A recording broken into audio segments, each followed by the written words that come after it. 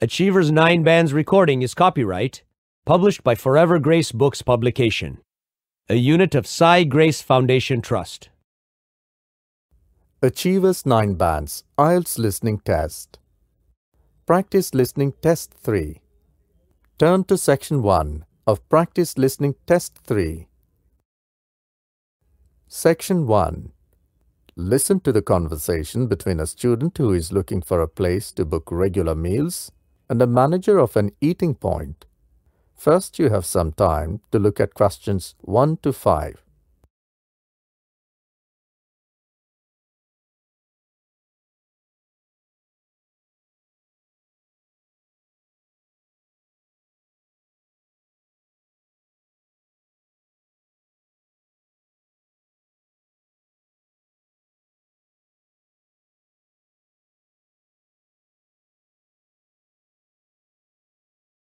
You will see that there is an example which has been done for you.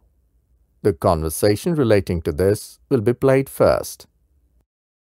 Excuse me, I'm a new overseas student from Business Studies Department.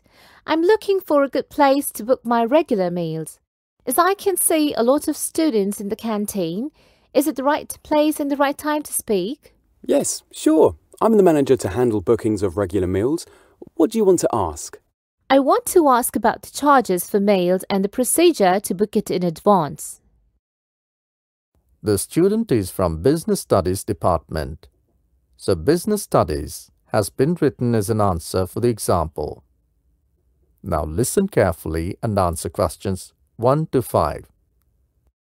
Excuse me, I'm a new overseas student from Business Studies Department. I'm looking for a good place to book my regular meals. As I can see a lot of students in the canteen, is it the right place and the right time to speak? Yes, sure. I'm the manager to handle bookings of regular meals. What do you want to ask? I want to ask about the charges for meals and the procedure to book it in advance. Well, the charges are very economical and the booking procedure is also very simple. Before that, I would like to know the cost. For students, breakfast is $2, which serves 2 items of your choice from menu. Lunch is $5, which allows you to choose 4 items with 1 sweet dish, and dinner is $4 with buffet. There are varieties of eatables to choose and enjoy. Okay, and what are the timings to have meals? Right, breakfast timing is 7 to 9 a.m.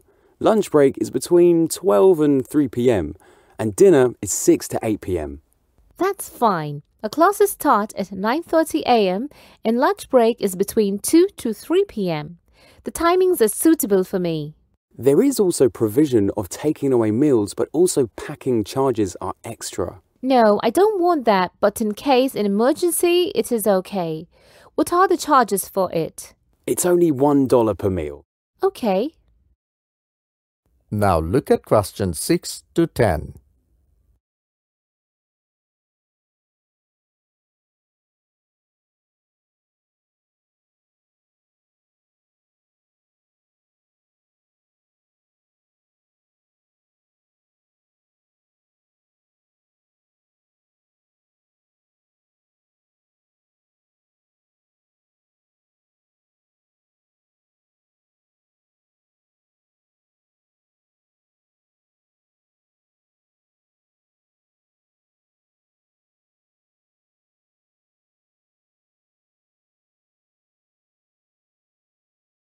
Listen carefully and answer questions 6 to 10.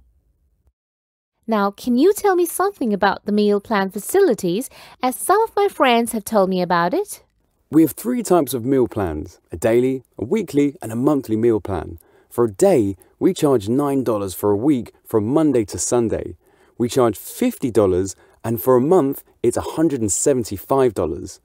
All payments is in advance, and you can't change it in between the order. For any kind of packing, charges are extra. Is there any requirement before booking? Nothing special. You have to fill a form and your canteen card will be issued. There will be a canteen card number through which you can book your meal plan in advance. What are the requirements in the form? Your name, department and enrollment number, along with one thing which is very important is the signature of your department head. Okay. When should I fill the form? any time between 9 a.m. to 6 p.m. Thank you. That is the end of section 1. You will now have some time to check your answers.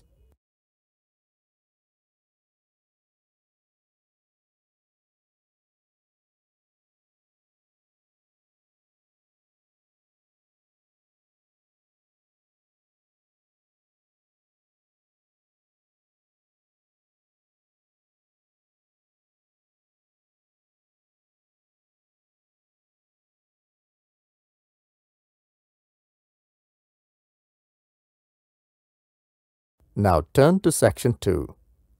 Section 2. You're going to hear a talk by Simona Wickinson, the owner of a health club. She will speak about the facilities and new staff of the club. First, look at questions 11 to 15.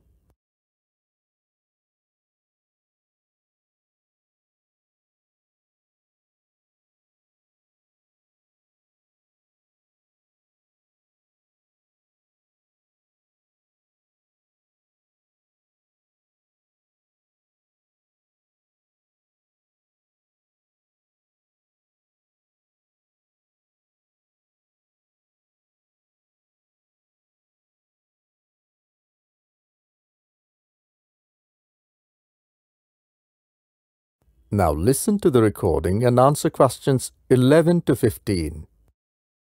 Good morning and welcome to the Kickweight Health Club here at Southall, London Bridge. My name is Simona Wickinson, the owner of this club. It's pleasant to see so many people who have come to attend this workshop on health.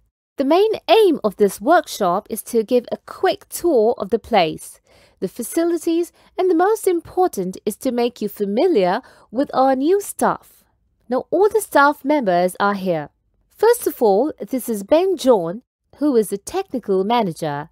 He's basically a hardware engineer, so his main task is to supervise equipments. And this is Diana Martin. She is a full-time physiotherapist. She would look after the massage department also. The next significant person is our liaison officer, Stewart Home. He will manage all the bookings for time, machines and massaging. This is because some of the timings are exclusively booked by the companies for their own employees.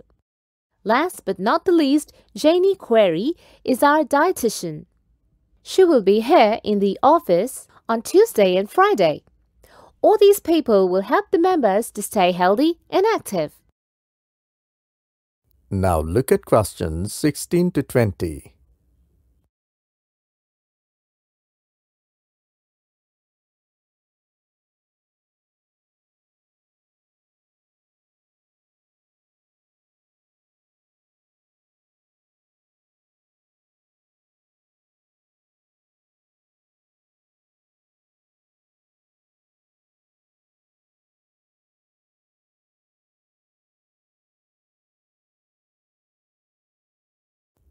Now listen to the second half of the talk and answer questions 16 to 20.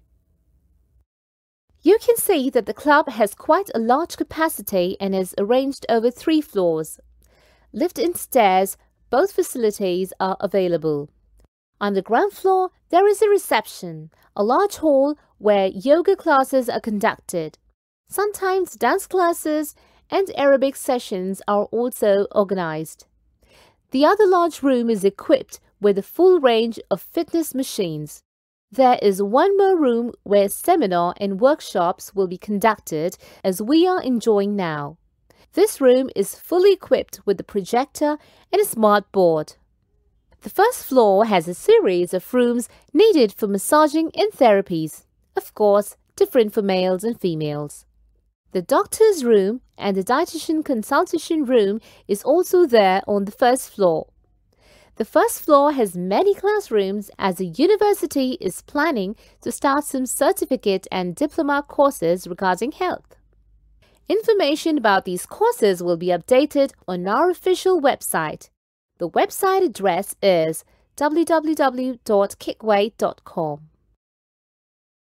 That is the end of section 2. You will now have some time to check your answers.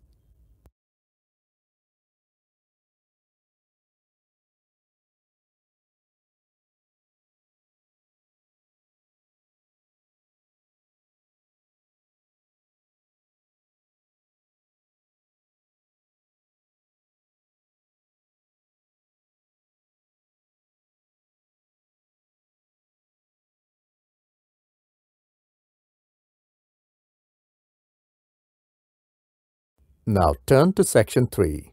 Section 3. In this section, you will hear a conversation between a tutor who is taking feedback of the presentation of his students, Belly and Mark. You have some time to look at questions 21 to 30.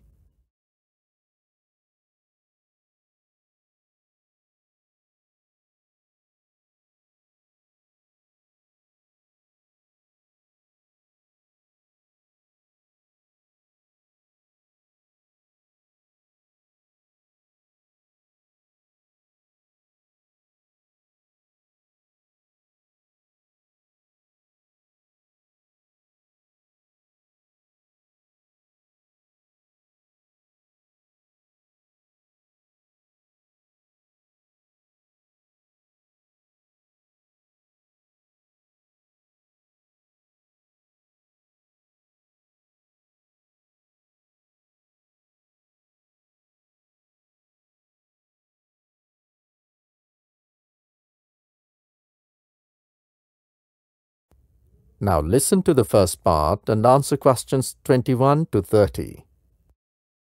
Belly and Mark, I have to say that I thoroughly enjoyed your joint presentation on stress management given to the corporate employees on the 9th of March. Though it was part of your evaluation to get marks, but your presentation was absolutely professional. It's clear that you both have devoted quite a lot of time and effort. Your presentation showed your dedication towards the task, and the coordination between you was amazing. Have you filled the placement? Yes, we have. So, Belly, what do you think overall? Well, in general, I feel the presentation went well. We worked up to the mark. In fact, everyone present there was attentive throughout. Many of them were writing notes also. That's right. And what about the delivery part, Mark? I personally feel Belly's part was marvelous. But for my part, as it was my first chance to stand on stage in front of such a huge crowd, I had fear in my mind. Belly supported me well. Yes, it's true, but I'm sure no one could guess it. That's fine. And it was only a part of evaluation. What about the question-answer session after the presentation? Oh, that was fine, as I think people were very cooperative. All the questions were related to the presentation and we answered confidently. Okay. What do you think were the best areas and which do you think can be improved upon? Although there is always a need of improvement, I felt very good about the leaflets and booklets which we had prepared. We had really spent quality time on preparing them. They gave a very professional look to the presentation. To me also, the leaflets and booklets were the best part, as the content and information was systematic, and we mentioned the source of content with their websites and a very extensive bibliography. That's nice. So the booklets showed that you both worked well to collect the information and complete it. And what about the improvement? I think some of the slides were too lengthy. I found slides second and third to be out of sequence. Yes, and I was a little nervous while operating the system. I felt myself under pressure. Yes, I think more practice will make it easy. I also got some feedback separately from the company and senior faculties present during your presentation. I'm also curious for it. Let me open the feedback form. Kindly share the comments with us. Yes, sure. The content part was up to mark, except 1 or 2 lengthy slides which you also know well. Yes, absolutely correct. For delivery, it's written average. So, I think 50% people liked, others didn't like it. That's not fair. For knowledge and handling questions, it's marked very well. So that shows you were fully prepared. And what about overall performance? It's excellent. Thank God. Will this evaluation affect our marks in semester? Definitely yes. So, what do you suggest next? Practice makes a man perfect. Thank you. Thank you. That is the end of section 3. You will now have some time to check your answers.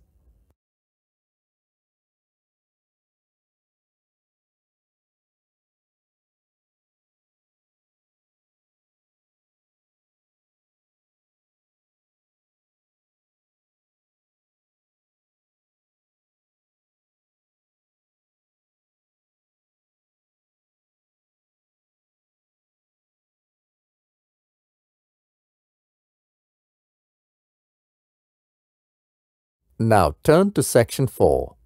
Section 4. You will hear an extract from the lecture given by a colonist from New Zealand about development of dairy farming in the country. First, you have some time to look at questions 31 to 35.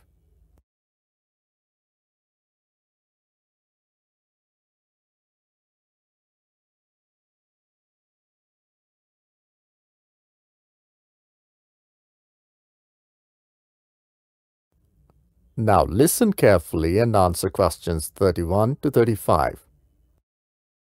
Dairy farming in New Zealand commenced from a small beginning during the early days of a colonization by Europeans. The revenue from dairy farming is now the foremost part of the New Zealand economy, becoming an 11 billion New Zealand dollar industry by 2010. In 1814, the missionary Samuel Marsden introduced the first shorthorn dairy cows to the Bay of Island from New South Wales. From the 1840s, most settlements had farms with some shorthorn dairy cattle herds tended to be large near urban areas. The first dairy cooperative was established on Otago Peninsula in 1871. In 1881, the newly arrived colonist William Bowron gave a series of lectures propounding the notion that the institution of dairy factories for the mass production of cheese would be greatly advantageous to the economy of New Zealand. He was largely instrumental in the establishment of the Ashbutton Cheese and Butter Factory at Flemington, managed by William Harding and son of the cheddar cheese founder Joseph Harding. The venture was a great triumph, and consequently, Bowron was appointed government inspector of dairy factories in 1883. In this capacity, he chiefly facilitated the setting up of factories across the country until his death in 1890. He published 3 pamphlets on the manufacturing of cheese, butter and bacon in New Zealand. Now look at questions 36 to 40.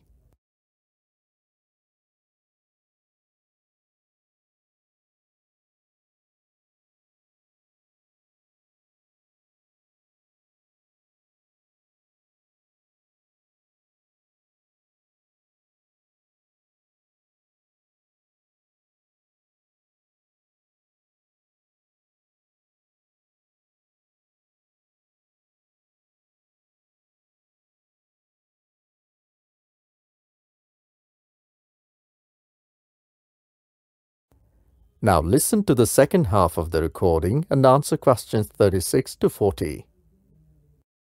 By 1920, there were 600 dairy processing factories, of which about 85% were owned by cooperatives.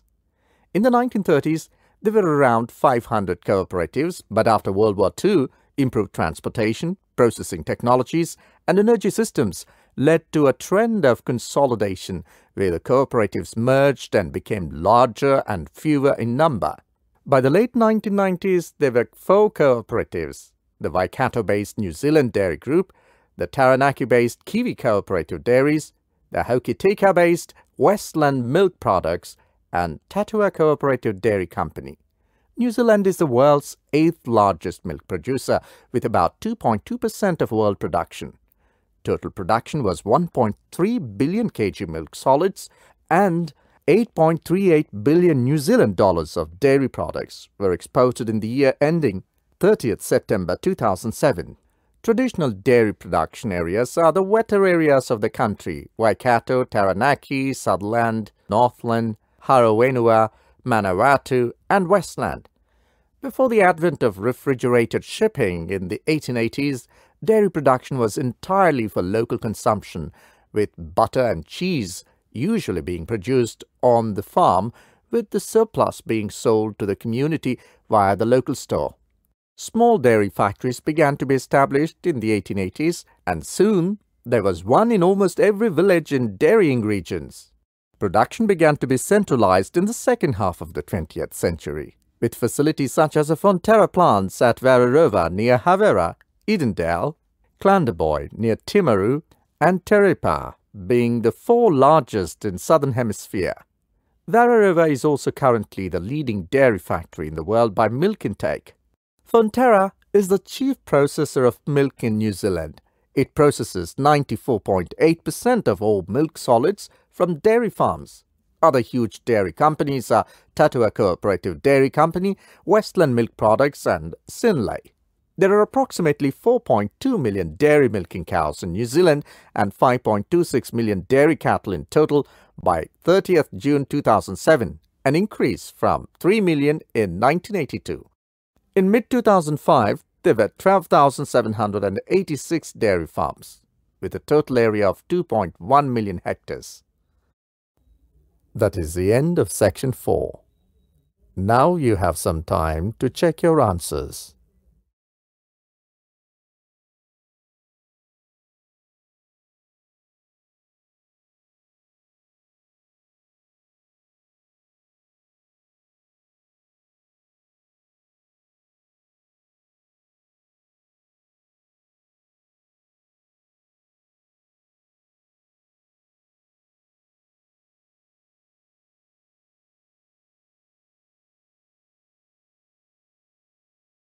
That is the end of practice listening test 3.